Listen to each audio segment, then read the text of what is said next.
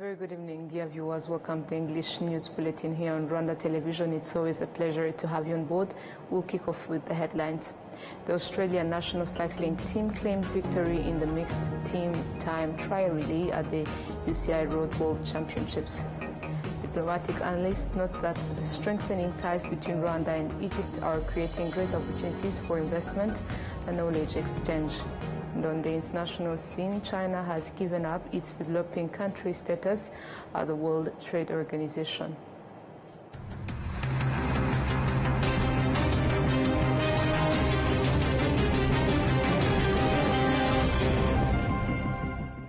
My name is Olive Nathan. It's always good to have you on board, and I'm so privileged to have you today. Now let's kick off today's edition. The Australian national cycling team claimed victory in the mixed team time trial relay at the World Championships held on the fourth day of the global cycling competition, the UCI Road World Championships. Adam Squizera has the highlights of today. This category is raced in a unique format, where men and women from each country team up. Each team consists of 6 riders. The men start first and complete their section, followed by the women, and the final time is calculated and by combining the results of the second fastest men and second fastest women. 15 teams representing 14 nations completed over 41.8 kilometer course, starting and finishing at the Kigali Convention Center. Unlike the previous 3 days of racing, Australia won with a time of 54 minutes and 30 seconds, followed closely by France, just 5 seconds behind, while Switzerland placed third, finishing 10 seconds behind Australia. The cyclists say that today's series provided excellent preparations for the highly anticipated road race. I think today was a really special day. I really like this discipline. Team time trial was a really great experience. We were really unlucky with the mechanical of Marlin in the descent, so we lost a lot of time there.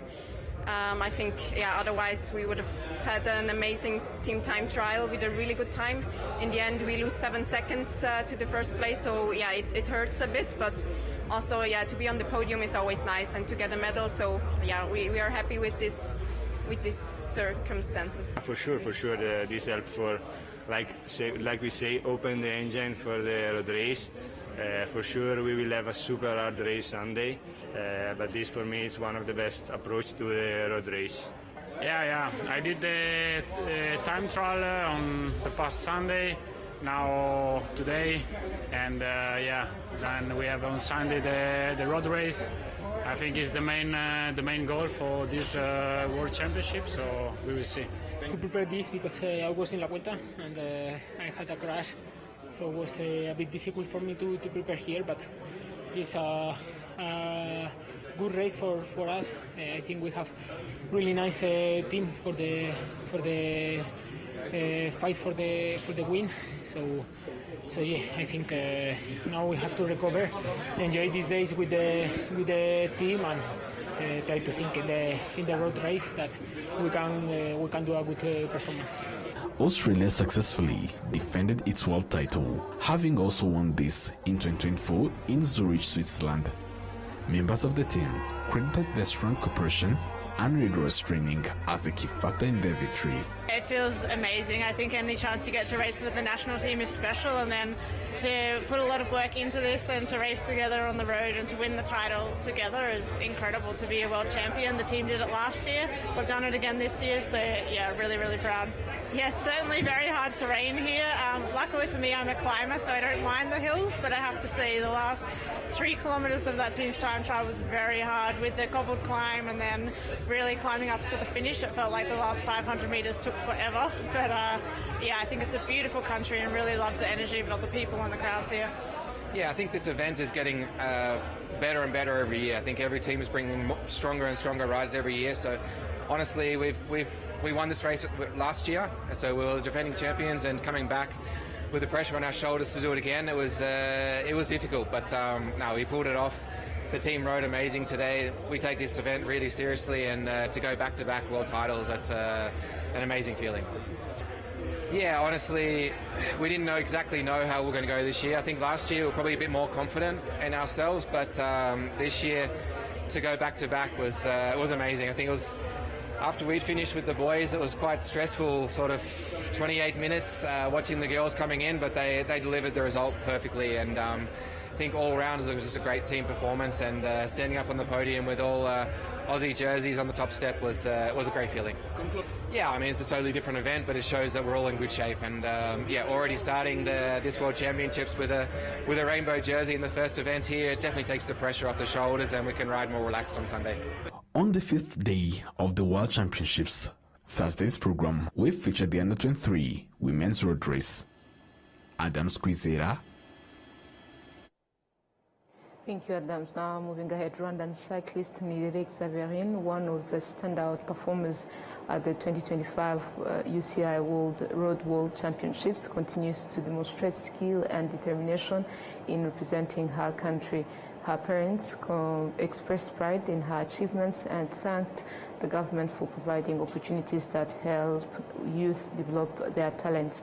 Born in Nyarusange sector, Rwamagana district, Eastern Province, Nirere showed a strong passion for sports from a young age, especially cycling, a sport often considered for boys. Inspired by her brother Ndayisenga Valence, who won the Tour du Rwanda in 2016, she focused on cycling, even passing formal studies in her later school years to train. As the World Championships, the UCI, Nirere competed in the individual women's time trial over 31.2 kilometers on Sunday, finishing 27th with a time of 50 minutes and 7 seconds. On Wednesday, she participated in the mixed team time trial alongside Rwanda's national men's and women's teams over 41.8 kilometers, race against the clock format. To other matters, diplomatic analysts note that strengthening ties between Rwanda and Egypt are creating great opportunities for investments and knowledge exchange, while showcasing a renewed model of African cooperation driven by the good governance of both nations' leaders. Nora Gladys reports. Take it from Rwanda to Egypt. As the years goes by, relations between Rwanda and Egypt continue to strengthen, encouraging investors on both sides to take advantage of opportunities in each country. Egyptian investor Al-Gohali Mohamed Abul Mal, who has been investing in Rwanda for more than 9 years, explains what attracted him to the point of even applying for Rwandan citizenship. I see in Rwanda many something is Mr. Kagame he making is very good for business. You know, when I go to Congo or I go to Dakar in Senegal or I go South Africa, first something I looking about the safety. Rwanda is number one is safety. It's like Egypt for me. I can go outside like 3 o'clock in the night, 4 o'clock. It's safety. And when I have some problem with anyone, I can take it what I needed. You understand? Is have is good system. This is very good for business. Any businessman, when he looking about what? About the system in the country, about the safety, about the road, about everything is make easy here. The business here is very good. This is country, inshallah, I see this in my eyes. This is after 5 years, this is another way.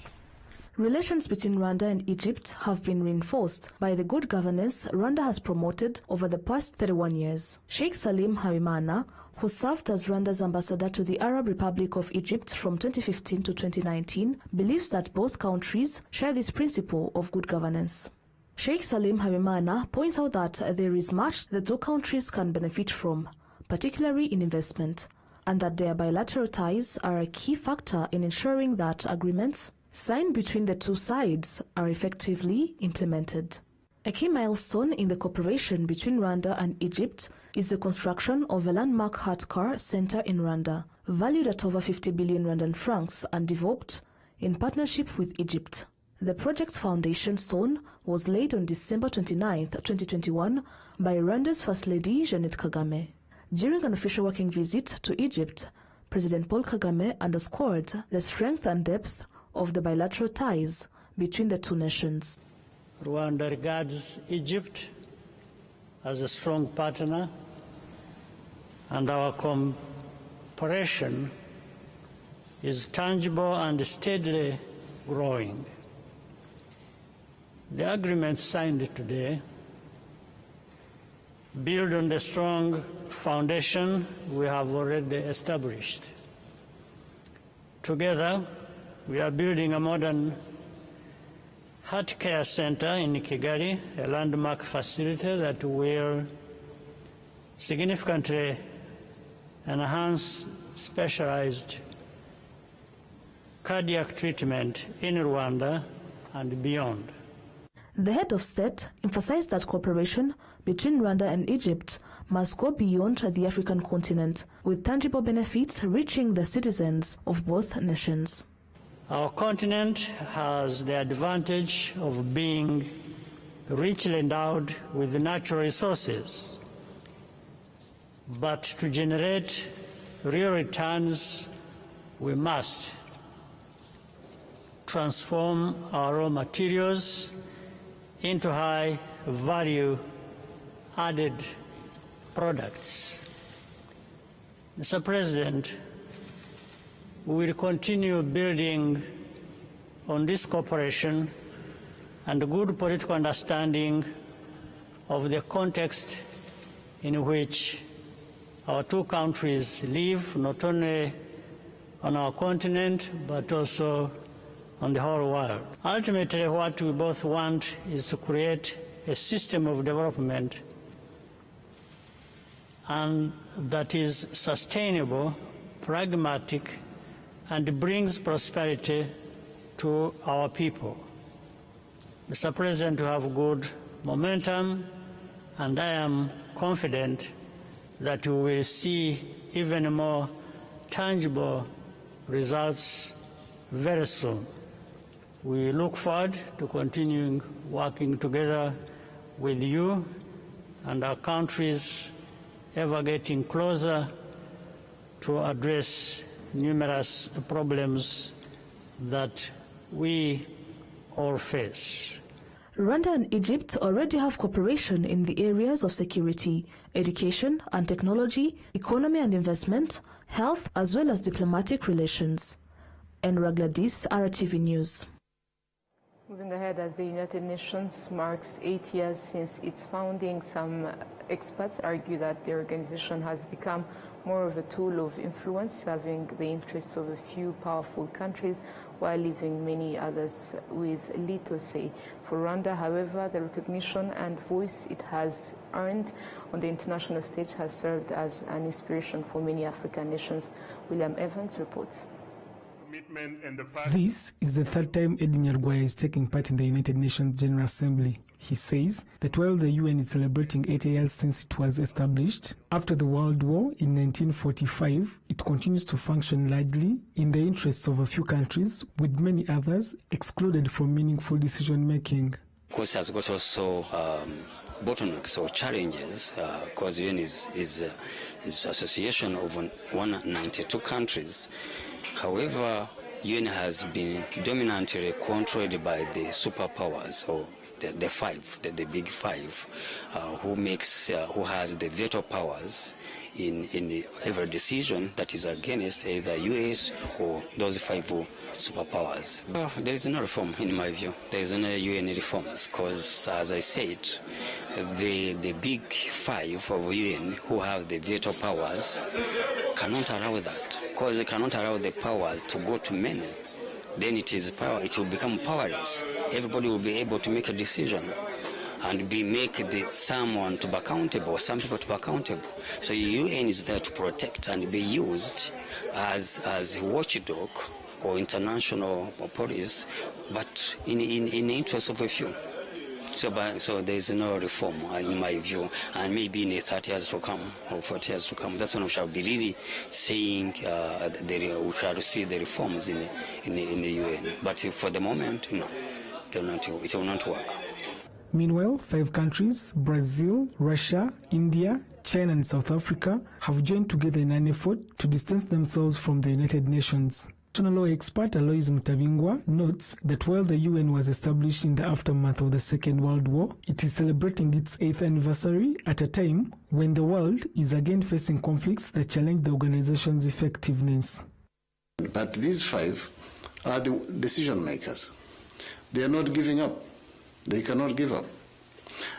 They are not even in a position to be accommodative, to make the UN more inclusive. It is an exclusive system. They only develop interventions and programs based on the will of the 5. If one of the 5 is not willing, that becomes a veto, no decision. So essentially, I'm not seeing that system changing. What I'm instead seeing happening for real and likely to cause a shift, paradigm shift, is the developments in other geopolitical developments. You have the Eurasia configuration, fast growing. According to Council Mutabingwa, even the UN justice system largely serves the interests of those few countries that dominate global decision-making. What about Africa? We have paper configurations, very good, but when it comes to practical realities, there is little, almost nothing you can realize, simply because there are interruptions, there are interferences from out of Africa, and most of the leaders in Africa, they still succumb to those interferences. They are not able to make decisions independently. This must stop. So when I'm saying UN is celebrating 80th year, it is just like talking about an old man who is in his latest times, 80 years for even for an ordinary human being, is time to go.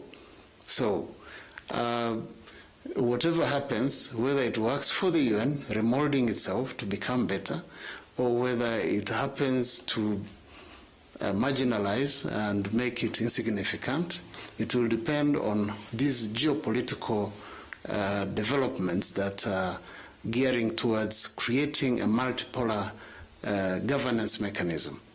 And Africa needs to determine which way to go, backslide or move forward. Within Africa, Rwanda is recognized as a standout example of a country with influence on the global stage, something many see as a positive model. Protem Musoni, head of the Pan-African movement, compares this development to an awakening of African nations. I would say that on the whole, Africa is still with issues of dependency, whether material, intellectual dependency to the outside world. I would talk about food insufficiency, medicine, technology, even weapons. All those ones that really guard your sovereignty, we are dependent on them. Next big question that we have is disunity. We are not united. We don't have a common purpose to deal with the world. And yet the world sees us as one, but we see each other as different. Again, we need to go into high-level mobilization and building partnerships and integration mechanisms that will strengthen the cooperation of Africa. So those are two major problems, I would say. But the most critical is our mindset, our self-sufficiency mindset, to always look for solutions from elsewhere. Whether peacekeeping, whether it is peacemaking, whether it is peace, security, conflict resolutions, we are still dependent to the outside, and Pan-African has to get a mindset to look for solutions on our own. As we say, African problems, African solutions. This anniversary is being marked as countries such as France and United Arab Emirates lead calls for independent Gaza. Other issues on the agenda of this year's UN General Assembly include climate change. The United Nations was founded in 1945 after the Second World War and is made up of 193 member states. William Evans, RTV News. Moving ahead, Rwanda has welcomed 105 families of returnees from the Democratic Republic of Congo, totaling 328 people who have lived for many years as refugees in the DRC forests. Let's take a look at the details. The group is mostly made up of women and children, with only a few men. In their testimonies, they confirmed that they returned voluntarily, citing insecurities in the Democratic Republic of Congo, largely caused by the FDLR militia group, as the main reason for their decision to come home. I returned home in February, and I'm here to welcome my two sisters who had remained in the DRC. When I came back, I told them that the country is peaceful and doing well, and they decided to return home too. I found Rwanda to be peaceful, developed and secure. We were also given support when we first arrived, which helped us get back on our feet and start rebuilding our lives. Now I'm a farmer and also raise livestock. I have some domestic animals. Among those who returned are people who had spent 30 years in Congo. Some had fled Rwanda, while others were born there and are now stepping on Rwandan soil for the very first time. We wanted to return to our home, Rwanda, because life in DRC is very difficult, with wars that never seem to end. We are truly tired of this situation, and now I'm left with only 2 children. The others have died. These Rwandan returnees expressed joy at the warm welcome they received and said they found Rwanda to be peaceful. The mayor of Rubavu district, Prosper Mulindwa, told the returnees that they had made the right decision to come back home, a decision they would not regret. He reminded them that Rwanda, as a nation that has ended the refugee crisis, does not wish for any of its citizens to continue living under the difficult conditions of exile. He assured the returnees that the government is ready to support them in starting and sustaining their new journey of personal and national development. First of all, we welcome them and commend them for the good choice they have made. Rwanda has ended the need for seeking refuge elsewhere. There's no need for any Rwandan to be a refugee while having a safe and stable country like this. It is clear that they were misled. When they arrive, we assure them that they no longer have to live on the run, as many had been hiding in forests. We encourage them to be confident, to learn about the opportunities the country offers, and to take an active part in rebuilding their lives. We also urge them to share this positive message with their loved ones who are still in the forests, so they too can return. The good thing is that they will be able to give first-hand testimony about the improved life they are now experiencing here at home. After crossing the main border post, the returnees headed to the Nyarushishi temporary camp in Rusizi. They were registered and had their information recorded to enable them to access all these services provided to Rwandan citizens, including national identity cards and health insurance. They were also given essential supplies such as hygiene items, food and other basic necessities. We always appreciate your presence, dear viewers. We'll take a short commercial break, and then come back and see what is happening at the international page.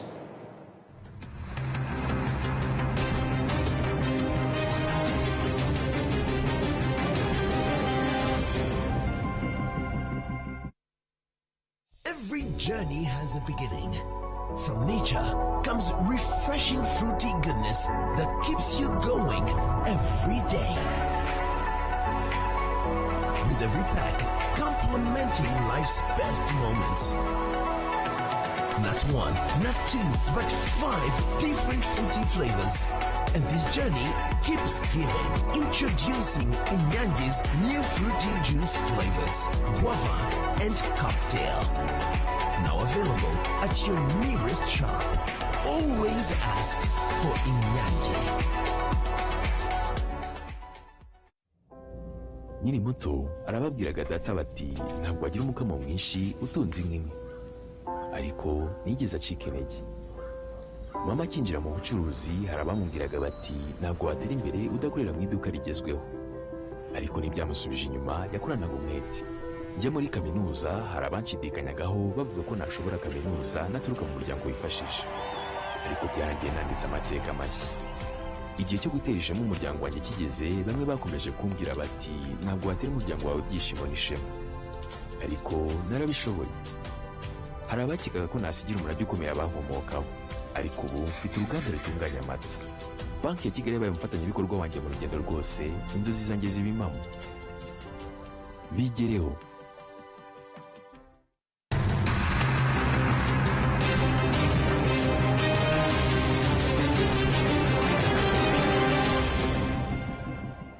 You're still watching RTV News now. To the international page, China has given up its developing country status at the World Trade Organization.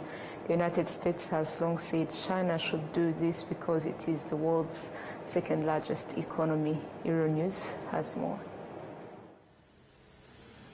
China says it will no longer claim developing country status under the World Trade Organization agreements, a change long demanded by the United States.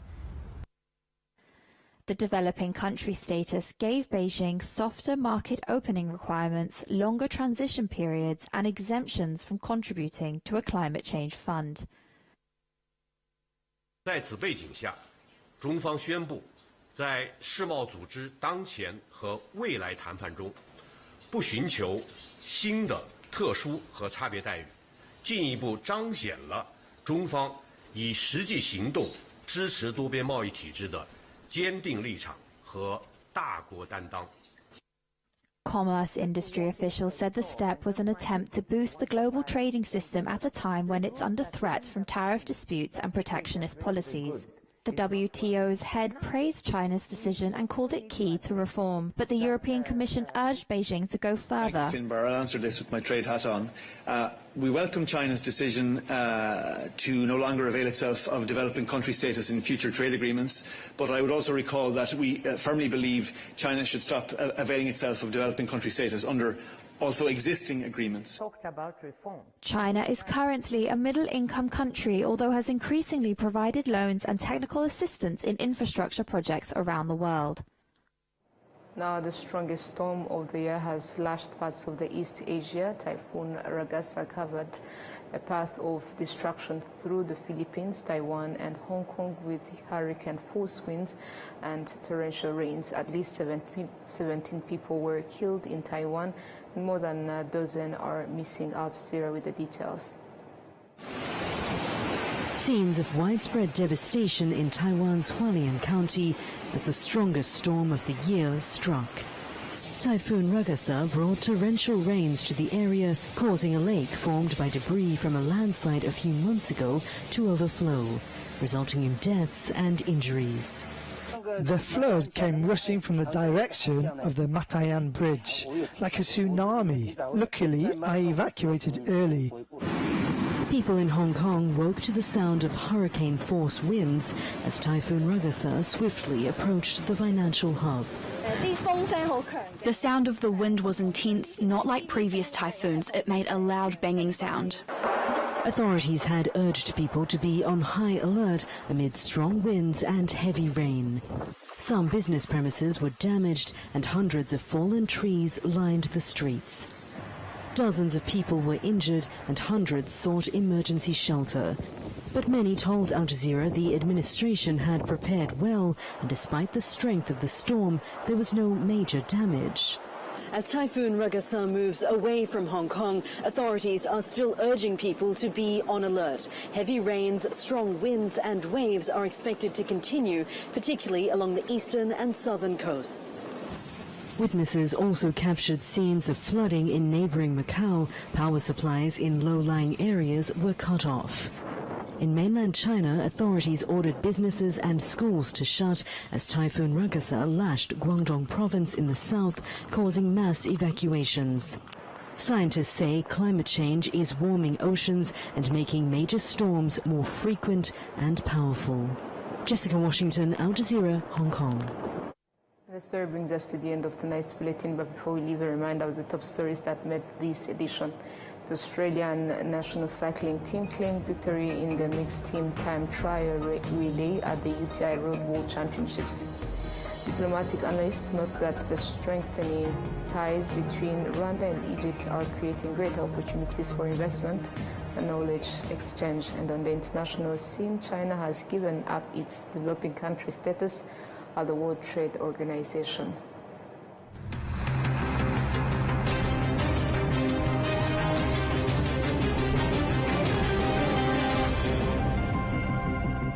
And that marks the end of today's bulletin. Thank you so much for joining us. On behalf of the entire news team, we wish you a restful night.